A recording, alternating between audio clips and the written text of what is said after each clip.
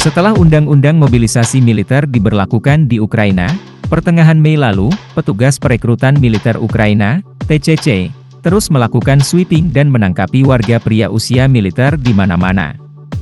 Mereka menjadi momok bagi warga yang tidak ingin bergabung menjadi tentara membela negaranya melawan Rusia. Media online Ukraina, Strana mengabarkan video anggota TCC di berbagai penjuru kota bermunculan dari Odessa. Dilihat dari video penahanan paksa terhadap pria usia militer yang muncul setiap hari di jaringan, karyawan TCC Odessa paling sering menggunakan metode penggerebekan, berkeliling dengan bus melalui tempat-tempat paling ramai di kota. Pemeriksaan dokumen wajib militer oleh komisaris militer di angkutan umum sudah dilakukan sejak lama. Juga di Odessa, dalam beberapa bulan terakhir, TCC mulai menggunakan penghalang jalan sementara di jalanan untuk mobilisasi. Dengan bantuan polisi, komisaris militer memasang tanda berhenti di jalan raya, menghentikan mobil bersama para pria untuk diperiksa. Karenanya, kini jalanan tidak ada lagi didapati warga pria. Demikian juga dengan kendaraan umum. Kini hampir seluruh penumpang tram, troli, dan minibus adalah perempuan dan orang lanjut usia. Namun ada daerah tertentu yang bebas dari pasukan TCC. Media Ukraina tersebut melakukan investigasi bahwa ada sejumlah wilayah yang tak terjamah. Lokasi tersebut merupakan tempat hiburan malam di Odessa. Di lokasi tersebut komisaris militer tidak boleh masuk, namun mereka akan mendapatkan sejumlah uang. Lokasi itu merupakan lokasi pesta yang populer di Odessa, tetapi biasanya hanya di malam hari. Misalnya Arcadia. Di sini, setelah pukul 18 dan sebelum jam malam, komisaris militer hampir tidak pernah muncul, sehingga pengunjung klub malam dan restoran dapat bersenang-senang.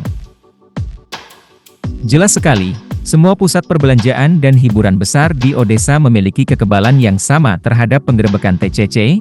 Komisaris militer terkadang muncul di tempat parkir pusat jaringan, tetapi tidak pernah bekerja di dalam kompleks itu sendiri.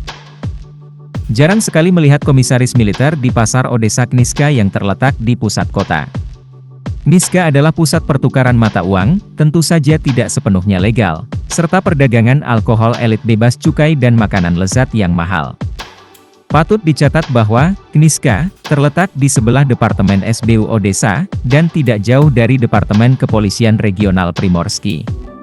Operasi perekrutan TCC untuk pria usia militer hanya terjadi di pasar, dan tidak meluas ke jalan-jalan di sekitarnya. Para komandan militer sendiri atau pejabat kota tidak pernah mengomentari selektivitas kerja TCC yang nyeleneh tersebut. Namun, penyebab fenomena ini bukan rahasia lagi bagi para pengusaha Odessa.